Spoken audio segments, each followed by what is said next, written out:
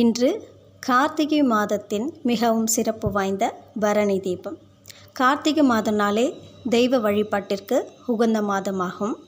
அதிலும் திருக்கார்த்திகை தீபம் மிகவும் விசேஷம் அண்ணாமலையாருக்கு. திருக்கார்த்திகை தீபத்திற்கு முன்னால் வருவதே பரணி தீபம். பரணி தீபத்தன்று நாம் வீட்டில் நிச்சயமாக 5 தீபங்கள் ஏற்றணும். நிலைவாசலில் 2 தீபமும், பூஜை அறையில் பஞ்ச தீபங்களும் ஏற்றணும்.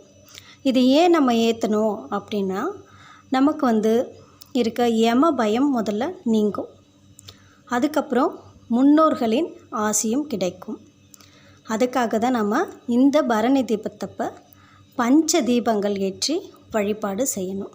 அப்படி செய்தோன்னா நமக்கு இருக்க பயங்கள்லாம் போய், அதே போல் நாம் செய்த பாவங்கள், தெரியாமல் செய்த சிறு சிறு தவறுகள், இது எல்லாமே நமக்கு சரியாகுன்றதுக்காக தான் இந்த பஞ்ச தீபங்களை பரணி தீபத்தன்று ஏற்றி வழிபாடு செய்யணும்.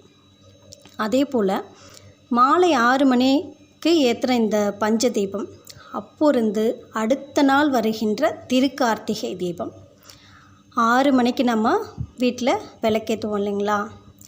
அப்போ வரைக்கும் பரணி தீபத்தன்று தொடங்கி அடுத்த நாள் கார்த்திகை தீபம் மாலை 6 மணிக்கு தீபம் ஏற்றுவோம் இல்லைங்களா? அது வரைக்கும் விரதம் இருக்கணும். முன்னாடி நாள் பரணி அன்று தொடங்கி திருக்கார்த்திகை தீபம் வரைக்கும் நாம் விரதத்தை மேற்கொள்ளணும்.